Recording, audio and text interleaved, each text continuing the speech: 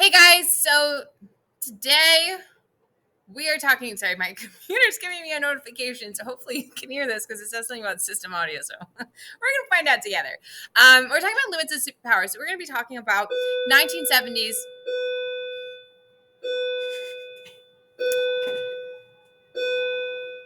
1970s in the United States and how that power is being limited and kind of what's working against the United States.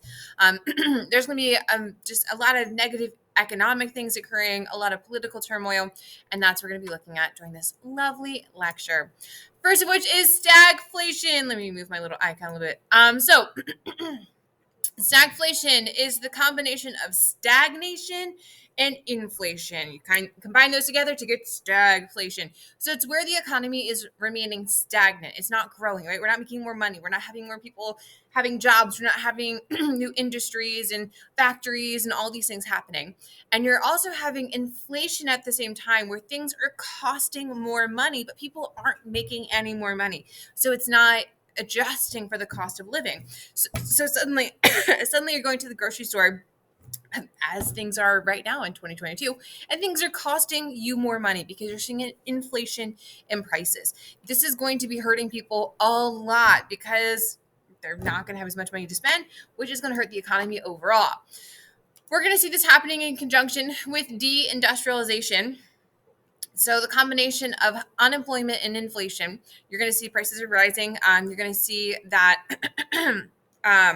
there's going to be less emphasis as well on factories and the industrial sector. That a lot of those jobs are going to be getting shipped elsewhere, which I'll talk about more in a second when we talk about the Rust Belt. But those jobs are getting shipped elsewhere. And so the income of Americans can be falling as people are going to be losing their jobs in these industrial sectors. And so there's going to be a massive dismantling of industry in the United States. This is happening in conjunction with the creation of the Rust Belt. The Rust Belt is an effect of deindustrialization. So places in northeast United States, so my lovely clarity of this map on this screen, but these areas are going to be suffering decline because the metal manufacturing and coal mining, and I can't read what the other one says on there. It's one other thing. I can't remember what it is. Those jobs are getting shipped elsewhere. They're getting shipped overseas to other countries where people are going to be able to do the job for less, or because there's less government restrictions or whatever. And so companies like, well, why make less money here in the United States when I can go ship this job, down to Mexico or over to Thailand or whatever, and I can make more money. You're also going to see this is happening in conjunction with organized labor in decline. So our blue collar workers are going to be facing unemployment. They're going to be falling below middle class wages. And so the number of strikes will increase with fewer results. And because people are like, well, what's this getting me? I don't want to pay union dues anymore. So union membership is also going to fall. So those unions that really gained for ground and really tried to push toward what they wanted during the Industrial Revolution, the Second Industrial Revolution, and are going to gain more notoriety in the 1950s and have more successes, they are going to be seeing a large decline in the 1970s. All right, urban crisis and suburban revolt. Sorry, just keep trying to shift maybe that'll be better. So middle class white flight is going to continue as people are moving out of cities into the suburbs and the surrounding area of those cities, which then is going to have the cities face economic hardships moving forward because they're going to have less of a tax base. So 1970s is really honestly when that white flight of the 60s is going to cause the cities to have a lot of economic hardship in the 1970s.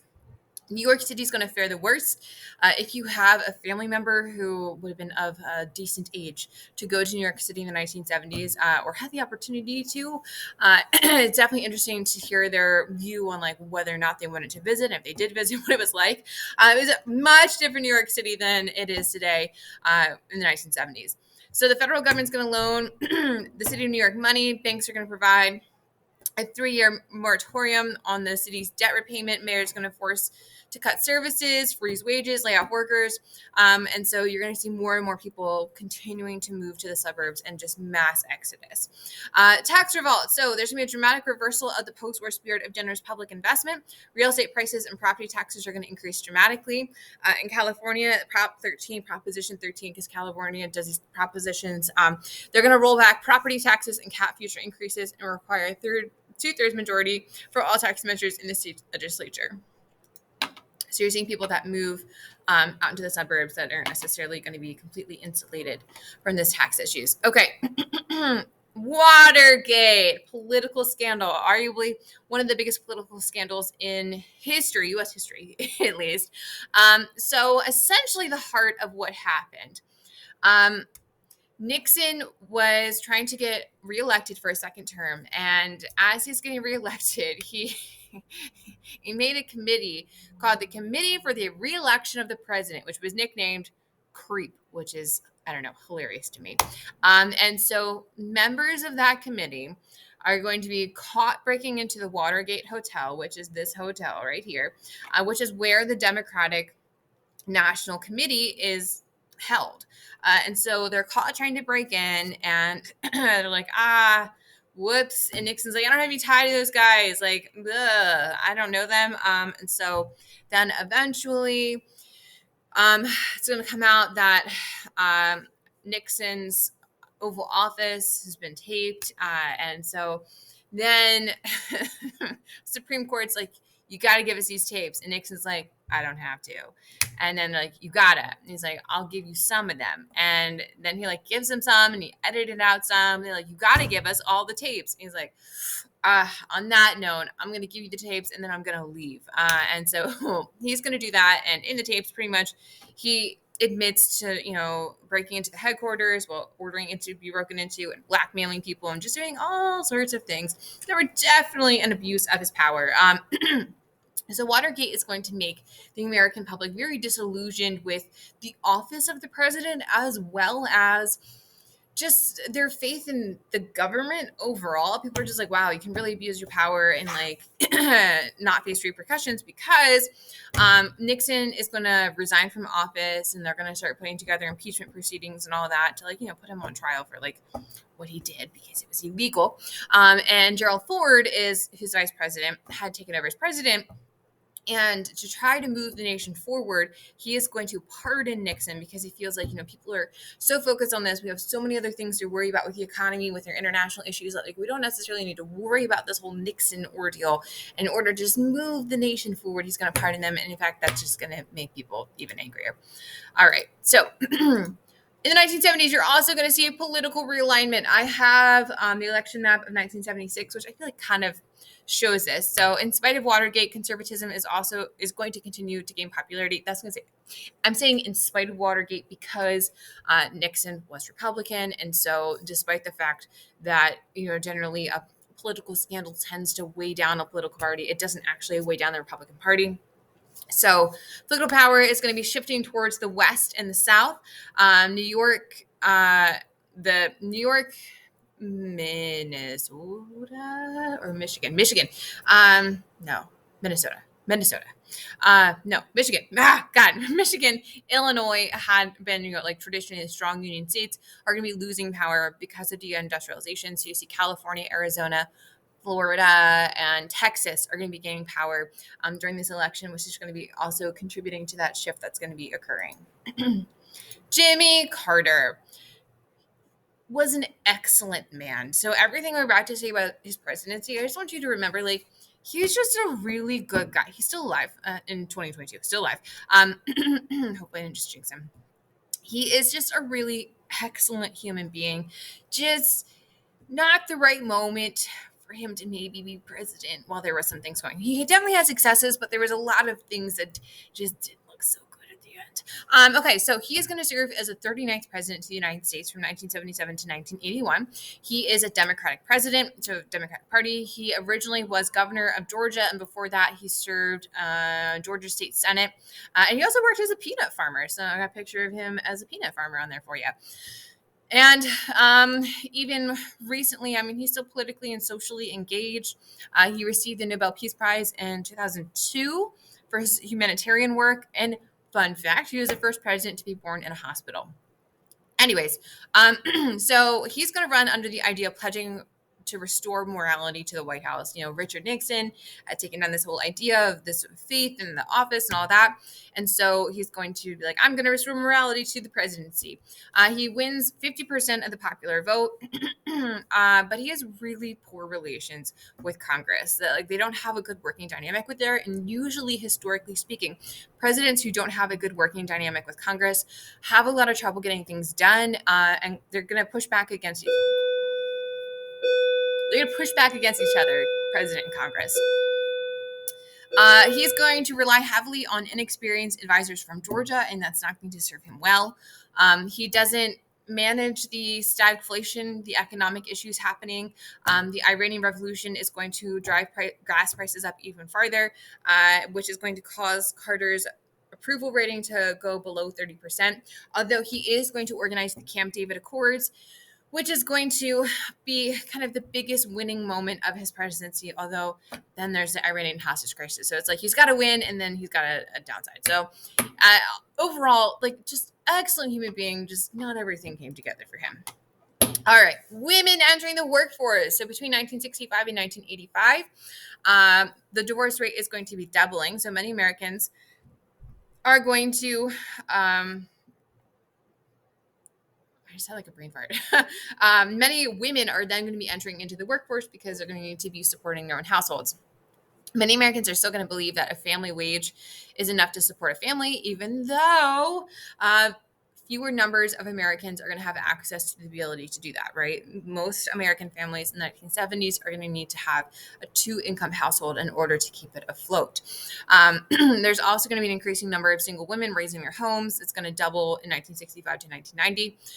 So women paid labor is going to make up for the declining power of men in the American households. And so you see women are going to be entering the workforce in a much larger way, which is where you get the whole 1980s working mom idea from. All right, sexual revolution. Okay, guys, I don't want to talk about this. It's just so awkward, but it's just College Board wants us to, so here we are. Okay, so by the 1910s, Americans are going to view sex as a component of personal happiness and distinguish it from reproductive purposes. And so that's going to flourish in the post-war decades. Then in the 1940s and 1950s, you're going to see an increasing number of people having sex before marriage.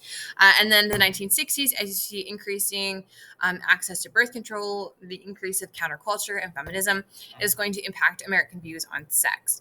So you're also going to see popular culture is going to be suffused with discussions of the sexual revolution and the impact that's going to be having. You're also going to see different books that are going to be talking about sex in a very open manner, I shall say. Television shows are also going to be discussing the matter. Charlie's Angels, Three's Company, Love Boat. Middle class marriage is going to see a rise of marriage therapy being introduced with the strains and stresses within marriage. It's going to become more popular. All right. Evangelical resurgence, how you pronounce that. So evangelical Protestant churches are going to emphasize an intimate personal salvation. They're going to focus on the literal interpretation of the Bible. So very fundamental.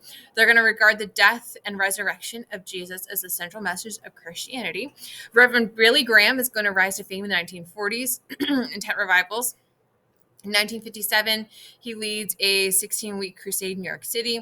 Graham and other evangelicals will lead the groundwork for the Fourth Great Awakening, which is this evangelical resurgence is considered the Fourth Great Awakening. Many Americans are going to regard feminism, counterculture, sexual revolution, homosexuality, pornography, and legalized abortions not as distinct issues, but as a collective sign of the moral decay in society. Evangelical church membership is going to grow, and there's going to be what they call themselves televangelists. So people who are using the television as an evangelist to create huge media empires to create Christian broadcasting on TV. All right, religion and the family. So this is tying into evangelicalism Yeah, whatever. Um, there's also going to be a focus on the nuclear family and as the fundamental unit of society. And the family, according to evangelical tradition, is working on paternalist lines. So this book called Fascinating Womanhood, which is written by Helen B. Andelin, is going to sell more than 2 million copies. There's a workshop that's named the same thing. And it's going to lead evangelical women in the opposite direction of feminism. It's going to encourage women to defer and submit to their husbands and men in general. And so you see that pushback that's going to be happening in the 1970s, that you see this 1960s tradition of counterculture movements and challenging the status quo continuing into the 1970s. But then you start to see a much larger pushback happening about kind of the fundamental and traditional ways of doing things is going to be happening in response. We see that push and pull, just like we did in the 1920s, right? That push and pull of the modern versus the traditional coming together. All right. So that is the 1970s in a nutshell. Obviously, I have a lovely side here full of lots of cultural pieces of the 1970s, as well as just some great images to go along with it. So if you have questions about anything to do with what I just talked about, 1970s in general, I'm more than happy to answer them. I hope you enjoyed this beautiful lecture. Thank you for your time.